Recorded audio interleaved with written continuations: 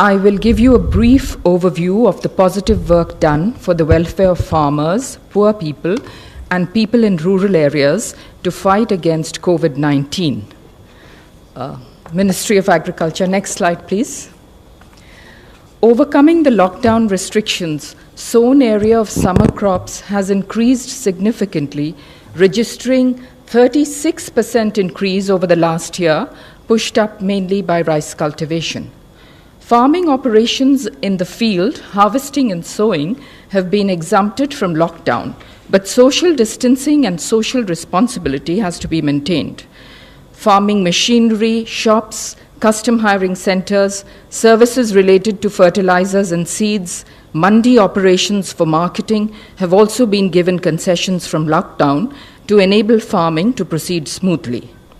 At the Kharif conference recently held, 2020, food grain production target has been fixed at an ambitious 298 million tons. 298 million tons. Next slide, please. To help farmers sustain production, money has been disbursed under the PM Kisan Yojana and the PM Fasal Bima Yojana insurance claims have been disbursed. Pulses have been dispatched to states under the PM Garib Kalyan Yojana. An All India Transport Call Center 180018042000 has been recently launched, and the Kisan Rath app has been launched to facilitate transportation of food grains and perishables across the state. Next slide, please.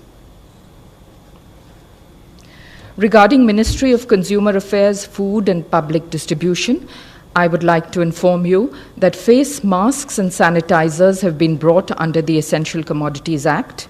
NGOs have been permitted to buy food grains directly from FCI for relief operations. FCI has moved double the average food grains across the country during the lockdown. Next, please. Ministries of Rural Development and Panchayati Raj, I would like to inform you that government has hiked the Manrega wages in the wake of COVID-19 pandemic. The average increase is ₹20. There has been a direct cash transfer to women under the Pradhan Mantri Jan Dhan Yojana account holders under PM Garib Kalyan package. The self-help group women have helped in this effort. The women self-help groups under the NRLM, the National Rural Livelihood Mission, are making protective face covers, sanitizers, soaps, and are running community kitchens in large numbers. Thank you. Thank you, Alpna. Now, the Ministry of Home Affairs, please. गृह मंत्रालय की तरफ से update है। गृह मंत्रालय निरंतर lockdown measures के एनफोर्समेंट को मॉनिटर कर रहा है। जहां भी लॉकडाउन का उल्लंघन हो रहा है, वहां राज्य सरकारों के साथ संपर्क करके उचित कार्यवाही की जा रही है। कल गृह मंत्रालय ने एक बार फिर सभी राज्यों और केंद्र शासित प्रदेशों को पत्र लिखकर राज्यों का ध्यान इस बात पर आकृष्ट किया है कि आपदा प्रबंधन अधिनियम के अंतर्गत जो दिशा निर्देश जारी किए गए हैं, उनमें स्पष्ट रूप से लिखा गया है कि राज्य सरकारें इन दिशा निर्देशों का सख्ती से अनुपालन करेंगी। अपने लोकल एरियाज़ की आवश्यकता अनुसार वे ज़्यादा सख्त कदम उठा सकती हैं, परंतु दिशा निर्देशों को डाइल्यूट नहीं कर सकती, कमज़ोर नहीं कर सकती। गृह मंत्रालय ने उनका ध्यान माननीय सर्वोच्च न्यायालय के 31 मार्च 2020 के आदेश में की गई टिप्पणी की ओर भी आकृष्ट किया है कि सभी राज्य सरकारें, सार्वजनिक प्राधिकारी और देश के नागरिक ईमानदारी और निष्ठा से सार्वजनिक सुरक्षा के हित में भारत सरकार द्वारा जारी किए गए निर्देशों और आदेशों का पालन लेटर और स्पिरिट में करें। यह पत्र इसलिए आवश्यक हो गया था क्योंकि कुछ राज्यों में उन गतिविधियों को भी इजाज़त दी जा रही थी जिनकी गृह मंत्रालय द्वारा जारी किए गए दिशा निर्देशों के अंतर्गत अनुमति नहीं है। गृह मंत्रालय ने कल पत्र लिखकर केरल सरकार द्वारा जारी संशोधित दिशा निर्देशों पर भी अपनी चिंता व्यक्त की है। कुछ गतिविधियों की अनुमति दी गई है उनके द्वारा जो आपदा प्रबंधन अधिनियम 2005 के तहत गृह मंत्रालय द्वारा जारी आदेशों का उल्लंघन है और लॉकडाउन नियमों को भी क्षीण कर रहा है। उनसे अनुरोध किया गया है कि राष्ट्रीय लॉकडाउन नियमों का अनुपालन सुनिश्चित करें। कुछ जिलों में भी लॉकडाउन नियमों के उल्लंघन के कुछ मामले सामने आए हैं जो स्वास्थ्य के लिए गंभीर खतरा पैदा कर सकते हैं। कुछ जिलों में कोविड-19 के संक्रमण की स्थिति गंभीर है या गंभीर होती जा रही है, जैसे राजस्थान में जयपुर, मध्य प्रदेश में इंदौर, महाराष्ट्र में मुंबई और पुणे, पश्चिम बंगाल में कोलकाता, हावड़ा, 24 परगना नॉर्थ, मेदिनीपुर ईस्ट, दार्जिलिंग, जलपाईगुड़ी और कालिम्पोंग। इन चारों राज्यों के प्रभावित जिलों का ऑन द स्पॉट आंकलन करने के लिए आपदा प्रबंधन अधिनियम 2005 के अंतर्गत गृह मंत्रालय ने 6 इंटर मिनिस्टीरियल सेंट्रल टीमों का गठन किया है। ये टीमें अपने निर्धारित स्थान पर पहुंच चुकी हैं। इन टीमों का भारत सरकार के एडिशनल सेक्रेटरी के स्तर के अधिकारी लीड कर रहे हैं।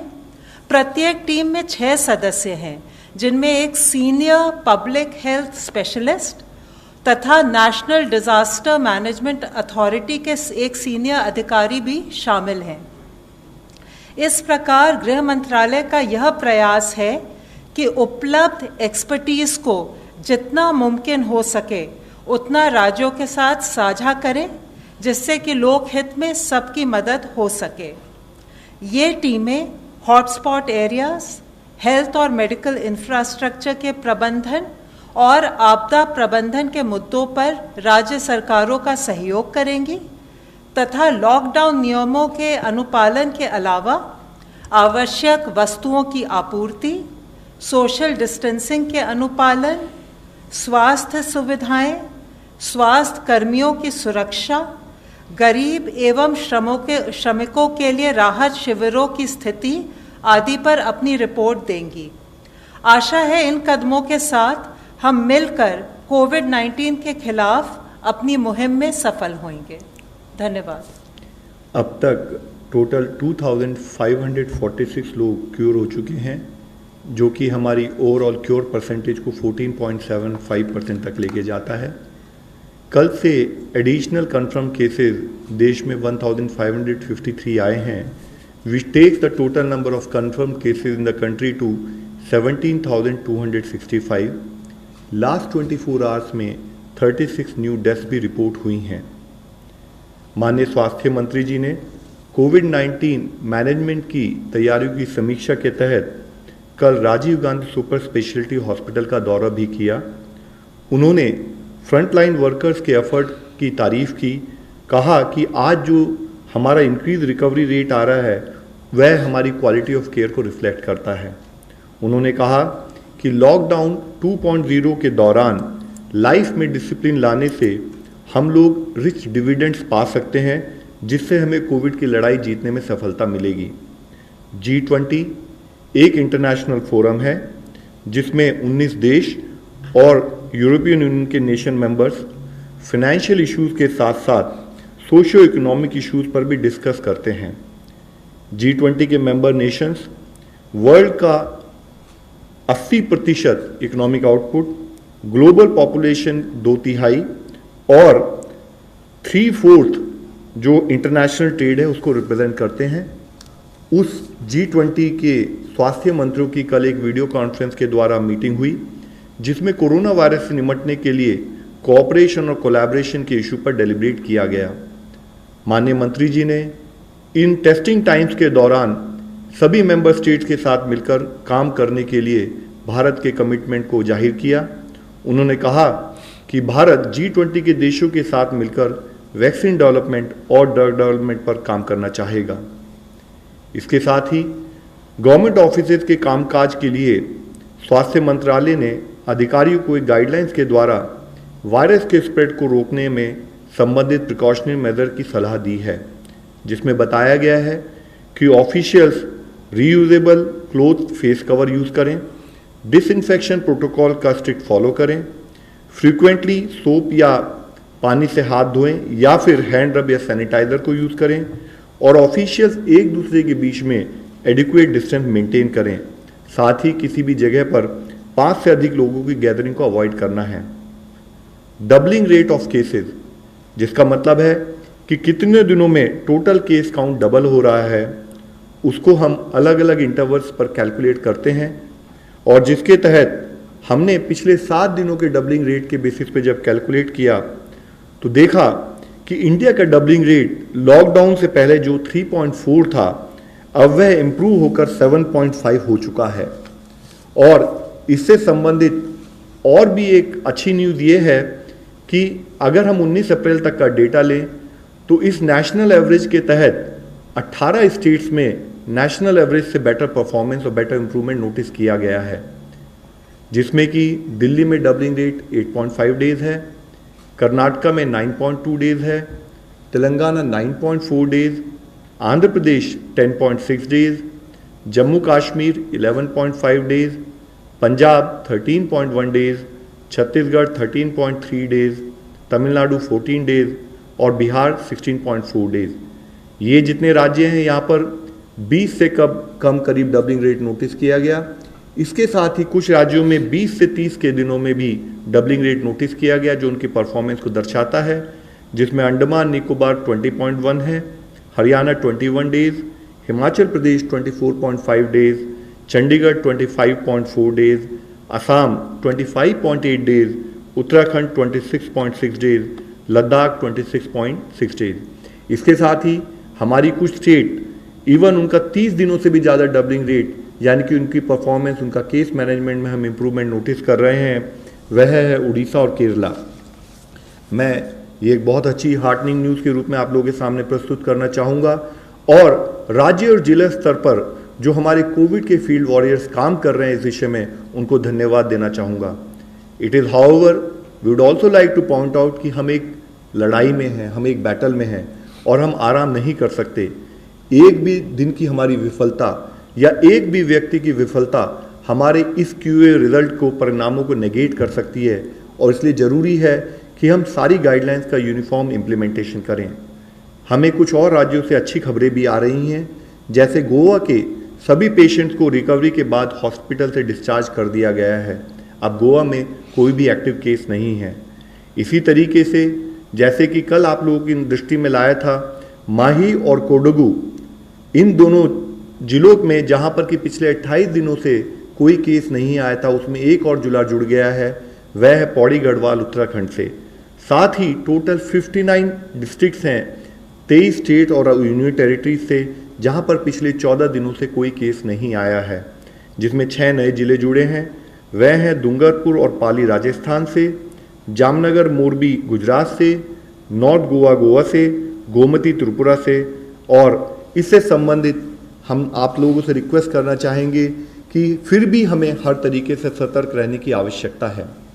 दूसरे देशों की तुलना में अगर भारत आज इस सिचुएशन को मैनेज करने में प्रयत्न कर रहा है, उसमें जो भी रिलेटिव सक्सेस मिली है, उसका सबसे मुख्य कारण है कि इस लड़ाई में गवर्नमेंट के साथ साथ हर सिटीजन मिलकर लड़ाई लड़ रहा है।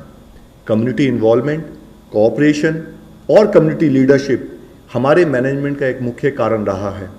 माननीय प्रधानमंत्री जी की अपील के तहत देश का हर नागरिक इस लड़ाई में जुड़कर लड़ रहा है, फिर चाहे वह लॉकडाउन का इम्प्लीमेंटेशन हो या सोशल डिस्टेंसिंग से रिलेटेड बिहेवियर चेंज हो, कंटेनमेंट जोन में लॉकडाउन का स्ट्रिक्ट इम्प्लीमेंटेशन हो, कॉन्टैक्ट ट्रेसिंग और सर्वेलेंस से हम हेल्थ वर्कर्स का सहयोग करते रहें, और हर तरीके से फील्ड स्थाई पर पेशेंट मैनेजमेंट पर फोकस कर कर हम मॉर्टेलिटी को अवॉइड करें, यह हमारा प्रयत्न होना चाहिए।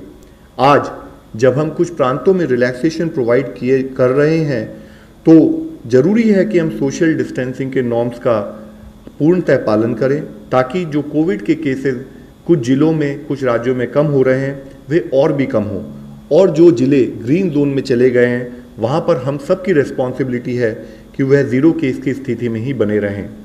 हम सभी को पता है कि इस बीमारी की कोई अभी तक वैक्सीन नहीं है, इसकी अब केवल एक ही वैक्सीन है जो हमें सबसे ज़्यादा इफेक्टिव सपोर्ट करती है, वह है सोशल वैक्सीन यानी सोशल डिस्टेंसिंग। इसीलिए फिर आप लोगों से विनती है, आपके द्वारा सबसे विनती है कि काइंडली हमें सपोर्ट करें कि सोशल डिस्टेंसिंग और प्रिवेंटिव गाइडलाइंस का पालन देश का हर व्यक्ति एक जिम्मेदारी के रूप में करता रहे और बिहेवियरल चेंज के रूप में अपनी ज़िंदगी में अपनाएं, ताकि हम इस लड़ाई से जीत सकें। धन्यवाद।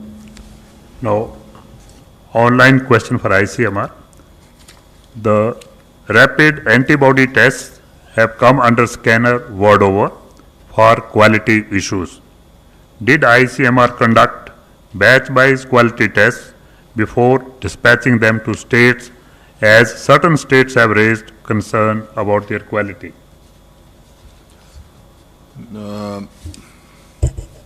ये जो रैपिड टेस्ट हैं, जैसा मैंने बोला, सारे दुनिया में कहीं भी उसको इंडिविजुअल के डायग्नोसिस के लिए इस्तेमाल नहीं करते, क्योंकि अभी भी एक चीज़ कायम है कि इस विषाणु के खिलाफ एंटीबॉडी जो डेवलप होती है, वो एंटीबॉडी कितनी पावरफुल होगी, वो इम्यून रिस्पांस का द्योतक होगी क्या, इसका कहीं पता नहीं है।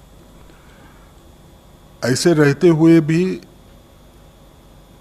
इसका इस्तेमाल सर्वेलेंस पर्पस के लिए हो सकता है, क्योंकि सर्वेलेंस में मैंने जैसे पहले एक बार बताया था, मैं अगर ये बताना चाहता हूँ कि 5%, समझ लीजिए कहीं सर्वे किया, 5% लोगों को बीमारी थी, वो अगर 4.5 भी आई और वो कंसिस्टेंट एरर, उसी ढंग से वही टेस्ट आप इस्तेमाल कर रहे हैं, उसी से भी उतनी 4.5, 4.3 भी आई, कंसिस्टेंट रही वो एरर, तो उसमें एपिडेमियोलॉजिक सर्वेज में जहां हम ट्रेंड मॉनिटर कर रहे हैं, उसमें ज़्यादा फर्क नहीं पड़ता है, क्योंकि वो गिनती ही कम करता है।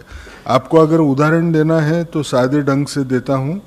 जैसे अगर वो इलेक्ट्रॉनिक वेइंग मशीन होता है और उसका कंपैरिजन हम जो बाथरूम स्केल इस्तेमाल करते हैं वज़न के लिए, वो दोनों में अगर हमने देखा, इलेक्ट्रॉनिक वेइंग मशीन जो होगा उस पे एक्यूरेट आएगा, लेकिन जो बाथरूम वेइंग मशीन है उसमें एरर रहेगी।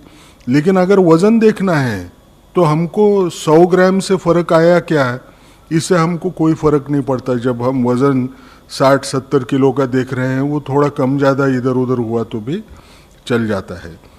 इसकी ये तो पहली बार टेस्ट आई है हमारे यहाँ, तो एक ही बैच जो आई है तो वो सवाल तो उठेगा नहीं। ये सारी टेस्ट जो एंटीबॉडी टेस्ट आई हैं उनकी ये CE-IVD अप्रूव्ड हैं, इनको टेस्ट किया गया था कि ये उसकी जो सेंसिटिविटी स्पेसिफिसिटी क्लेम्ड है वो उसके कॉन्फिडेंस के रेंज में है क्या करके, उसमें वो ठीक पाई गई।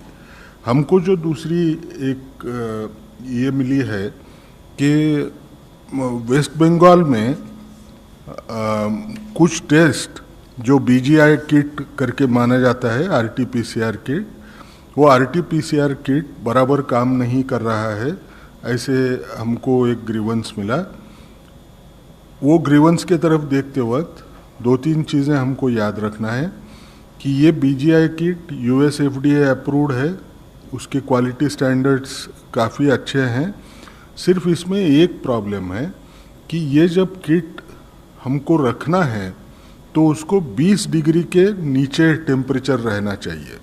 20 डिग्री के अगर ऊपर गया तो वो टेस्ट रिजल्ट्स बराबर नहीं आ सकते हैं। तो जो कंप्लेंट थी वो कंप्लेंट ये थी कि कुछ लोगों की रिपीट टेस्ट करना पड़ा, क्योंकि सारे लाइट अप नहीं हो रहे हैं, उसके साथ कंट्रोल जो रहते हैं वो। ये कब होता है, कभी कभार टेक्नीशियन जब वो काम करेगा, ज़्यादा सैंपल नहीं रहे तो उसके स्ट्रिप्स निकाल के उसको और एक बार रन करता है दूसरे टेस्ट को करने के लिए। जब वो वैसे करने जाएगा तो उसने वो कहाँ किट रखा था, वो क्या रूम टेम्परेचर पे छोड़ के उसने फिर टेस्ट करने की कोशिश की, उसके ऊपर वो आमादा होगा। लेकिन हमने वेस्ट बंगाल गवर्नमेंट को भी बताया है कि जो NIV में हम किट इस्तेमाल करते हैं वो किट तकरीबन 10,000 टेस्ट के लिए काफ़ी हैं। वो नाइसेड में हैं कलकत्ता में, वो हम उनको टेम्पररी वो क्राइसिस टाइड ओवर करने के लिए दे रहे हैं। Reactions from states like West Bengal about the spirit of federalism, about the ICMT teams which have been sent. I know the guidelines of the National Disaster Management Act and why you have sent those teams. But states have some certain misgivings, as well as the fact that you're using and not an order, but a direction which has been said in a Supreme Court judgment. There's a big difference. Even Supreme Court judges have pointed out that that cannot be seen as an order. It's only a direction. The observations should be read as directions. And to ICMR, what is the issue about, the fact that asymptomatic people are turning positive? How do you respond to that? Asymptomatic people turning positive, यानी positive आदमी asymptomatic दिखा, ऐसे आपको कहना है ना? Asymptomatic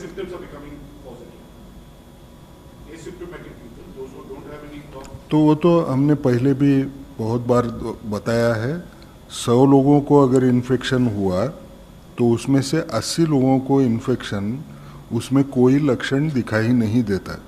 वो दिखने को भले एसिम्टोमेटिक रहे, उसको अगर हम जांच करें तो उसकी भी टेस्ट पॉजिटिव आने का चांस रहता है।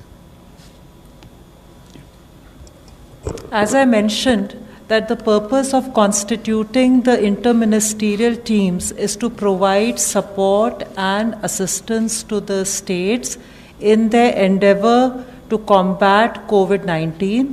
The teams have been very carefully constituted so that support can be provided both from health aspects, from administrative aspects, from disaster management aspects, and I'm sure the states will benefit with it. As regards what our orders say, the orders are available on the website. I would request you to read them very carefully. It's very clear what the order says. It mentions the observations of the Honorable Supreme Court, but the orders have been issued under various provisions of Section 35 of the Disaster Management Act. Thank you. Another online question. Just what the spirit of federalism, because states are worried. Okay, it's all right. I think that's 30 journalists in Mumbai tested positive. Will the Ministry of Health and Family Welfare test all the journalists on ground? I think it is of concern to everyone of Sir, it is present. important. We have already been highlighting multiple times. We have talked about it. Infection prevention management is a very important component of disease management. And what we are hearing about our journalists becoming positive is definitely very unfortunate news. We would request that kindly, when you are attending to your call of duty, follow the required precautions, follow the required social distancing norms, and also use face mask or face covers, and besides keeping the distance. And as far as the sampling is concerned, sampling criteria is very clear, and as per that sampling criteria, anyone who need to be tested will be sampled. Positive or confirmatory RT-PCR test done. There were reports that this Chinese antibody test have been faulty in the past. In this a concern because of lot of cases have come positive that have no symptoms, and this Chinese antibody rapid testing kits have a track record of being faulty. ICMR. मैं नहीं बोलूँगा ना कुछ problem नहीं, हमने बार बार एक कहा है, एंटीबॉडी टेस्ट देरी से पॉजिटिव आती है, उसको पॉजिटिव आने को एक अंदाज बताया जाता है। एक ही स्टडी है, एक समझ के चलिए, एक ही स्टडी है जो बोलती है 15 दिन के बाद में वो टेस्ट पॉजिटिव आती है। पीसीआर ये पहली टेस्ट होती है जो सबसे यानी अच्छी टेस्ट करके मानी जाती है, जिसमें इंडिविजुअल को बीमारी है क्या नहीं ये तय किया जा सकता है। वो टेस्ट बहुत पहले पॉजिटिव आ जाती है। जब इंसान सिम्टोमेटिक रहे तो वो तो पक्का पॉजिटिव रहती है। अब ये जो डिस्कॉर्डेंस है, यानी पीसीआर पॉजिटिव आएगा लेकिन एंटीबॉडी तैयार होने को टाइम लगेगा, ये तो नेचुरल है, यानी ये बीमारी में दिखाई देता है। तो इस किस्म की डिस्कॉर्डेंस हमको दिखेगी। One is for the Health Ministry and one is for ICMR. The MHA order it says it is clear to the central government that the situation is especially serious in Kolkata, Howrah, Mednipur East, 24 Parganas North, Darjeeling, Kalimpong and Jalpaiguri districts in the state of West Bengal. So I would like to know what is the situation health-wise, what are the circumstances that necessitated this? And to ICMR, sir, if 80% of our cases are of all COVID cases are asymptomatic, then isn't it time that we revise the testing strategy and remove all those symptomatic? Because except in hotspots, all the people and except for the asymptomatic contacts, you're testing everybody when they are symptomatic. So is it time to revise that strategy? Ma'am, we have been highlighting that when we identify which are the areas which are our areas of concern, there are primarily two major criteria. One is in some places if higher number of cases are noted. Second is also the fact where rate of growth of the cases or the doubling is high or the doubling rate is low. So these become our primary criteria to identify where we need to have effective intervention so as to ensure that those areas do not lead to larger number of cases further. एक चीज़ हमको समझना है, मैंने जैसे बोला कि RT-PCR test ज़्यादातर इंसान सिम्टोमेटिक हुआ उस टाइम पे पॉजिटिव आती है. इंसान को सिम्टोमेटिक होने के लिए भी वक्त लगता है, ठीक है. इसका मायना क्या है, मैंने उसको जब मैं वो एसिम्टोमेटिक रहेगा उस टाइम पे ये टेस्ट का पॉजिटिव आने का चांस उतना ही कम होते जाएगा जितना वो इन्फेक्शन के कितना नज़दीक है उसके ऊपर वो रहेगा. अब रहा सवाल कि क्या इसकी वजह से, अब ये टेस्ट के लिमिटेशंस हैं. मैं जैसे बार बार एक कह रहा हूँ कि कुछ चीज़ें गिवन है, ये नई बीमारी है, ये बीमारी को समझने की जब लोग देख रहे हैं उस बीमारी के तरफ, उसी वक्त इंटरवेंशन भी करना, इतना ही तेज़ी से करना ये ज़रूरी बन रहा है. जो है उसको समझ के जितना कर सकते हैं उतना कर रहे हैं. रहा सवाल अभी इस हमने गाइडलाइंस बदलना चाहिए क्या. जैसे मैंने बोला, जितने आप इन्फेक्शन के टाइम पॉइंट के नज़दीक जाएंगे उतना ये टेस्ट पॉजिटिव आने का चांस और कम होते जाएगा. सिम्टम्स जब रहते हैं उस वक्त ये टेस्ट पॉजिटिव आती है. इसका मतलब उसकी कॉस्ट इफेक्टिवनेस या रिस्क बेस्ड अप्रोच, इसमें हमको यील्ड कम होते जाएगी. इसको अभी बदलना चाहिए क्या, ये सोचना भी शायद अभी मैं बोल नहीं पाऊंगा. क्या मैं ऐड करना चाहूँगा इस विषय में. जैसे कि डॉक्टर साहब ने बताया है, एक्चुअली अराउंड 80% केसेस या तो एसिम्टोमेटिक या माइल्ड सिम्टम्स के साथ पाए जाते हैं. जो वर्ल्ड वाइड हम लोगों ने इसको एनालिसिस किया है, अराउंड 15% केसेस हैं जो सीवियर केसेस में कन्वर्ट होते हैं, जिनको हो सकता है कि ऑक्सीजन सपोर्ट की ज़रूरत पड़े, और 5% केसेस जो होते हैं वो क्रिटिकल केसेस में कन्वर्ट होने के चांसेस होते हैं. तो जो हमारा टेस्टिंग क्राइटेरिया है वो काफ़ी डिटेल्ड है. अगर आप देखें उसमें सिम्टोमेटिक कॉन्टैक्ट्स जो कि लैब कन्फर्म्ड केसेस के या हेल्थ केयर वर्कर्स हैं जो सिम्टोमेटिक हैं, और साथ में एसिम्टोमेटिक अगर वो डायरेक्ट या हाई रिस्क कॉन्टैक्ट होते हैं किसी कन्फर्म केस के, उन दोनों का भी प्रोविज़न किया गया है.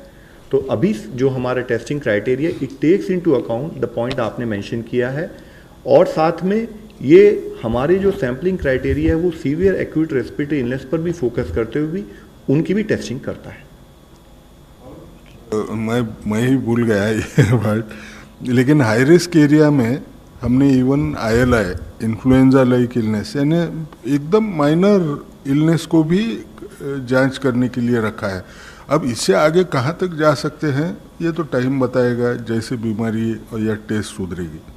Last question mister Madhurendra, News Nation. प्रदेश की हम बात करें तो यहाँ पर ये देखा जा रहा है कि लगातार केसेस बढ़ते जा रहे हैं. हम तबलीगी जमात की तो लगातार चर्चा करते रहे हैं कि 23% अप्रॉक्स उनका कंट्रीब्यूशन है, लेकिन इन स्टेट्स में क्या कहेंगे, महाराष्ट्र में खासतौर पे, गुजरात, राजस्थान, तमिलनाडु में और मध्य प्रदेश में क्या रीज़न रहे कि यहाँ पर लगातार केसेस बढ़ते रहे और मेजर कॉज क्या रहा. दूसरा सवाल सर इसी में मैं जानना चाहूँगा कि चूंकि 80% कैरियर एफर्ट कर रही हैं, इसी तरह हमारी टीम्स जितने भी स्टेट्स में ज़्यादा केसेस पाए जाते हैं तो उनके साथ भेजते हुए, उनके साथ डिस्कस करते हुए कैसे स्ट्रेटेजाइज किया जाए, हम उस पर काम करते हैं। इससे पहले भी हम लोगों ने कई बार इस पर डिस्कस किया है कि अगर हमारे पास केसेस आते हैं तो हम उसको 2 पार्ट में डिवाइड करते हैं, या तो हम उसे क्लस्टर मानते हैं या मल्टीपल क्लस्टर यानी कि एक लार्ज आउटब्रेक के तहत ट्रीट करते हैं। और उन जो हमारे क्लस्टर या लार्ज आउटब्रेक के हिसाब से ट्रीट करते हैं, जो हमारा प्रोटोकॉल होता है वो स्टेट के साथ डिस्कस करके, फील्ड एडमिनिस्ट्रेशन के साथ डिस्कस करके उसको कंटेनमेंट के एफर्ट्स किए जाते हैं। और जो इशू आपने बताया, वाइल डॉक्टर गंगा खेड़कर साहब will further this thing in that, मैंने इससे भी पहले आपको बताया कि 80% केसेस एसिम्प्टोमेटिक नहीं होते, 80% केसेस एसिम्प्टोमेटिक और माइल्ड सिम्टम्स के साथ होते हैं, तो हम उनको ट्रैक कर सकते हैं।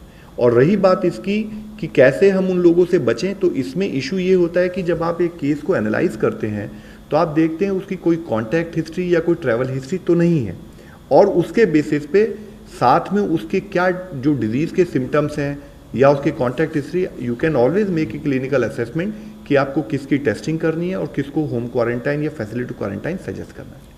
Thank you friends, thank you very much. इसमें सिर्फ 2 लाइन ऐड करता हूं जो लव अग्रवाल साहब ने आपको बताई। हर पॉजिटिव इंसान को हम आइसोलेट करने का तो बोलते हैं, सिम्टोमेटिक होगा एडमिट करना है तो एडमिट करने की बात करते हैं, ये स्टैंडर्ड अप्रोच होता है। हाँ, कोई इन्फेक्शियस डिसीज जो रेस्पिरेटरी मोड में का है, अगर ट्रांसमिशन होने का चांस है तो उसको अलग से करो। लेकिन जब हमको एसिम्प्टोमेटिक लोग दिखते हैं तो हमको दूसरा रास्ता क्या होएगा, सब लोगों को जो उसके कांटेक्ट होंगे उनको या तो हम होम बेस्ड आइसोलेशन करें, नहीं हमको अगर पूरे लोग मालूम नहीं है तो हम जैसे आज हम बोल रहे हैं हर इंसान को बोलें कि आप फिजिकल डिस्टेंस सेफ रखो, जहाँ तक हो सके लॉकडाउन पालो। इसमें क्या एक अंदाज आ रहा है कि जो भी होगा, सिम्टोमेटिक होगा या एसिम्टोमेटिक होगा, वो एक दूसरे से वो इतने नज़दीक नहीं आए जिससे ये ट्रांसमिशन हो पाए। Thank you very much friends.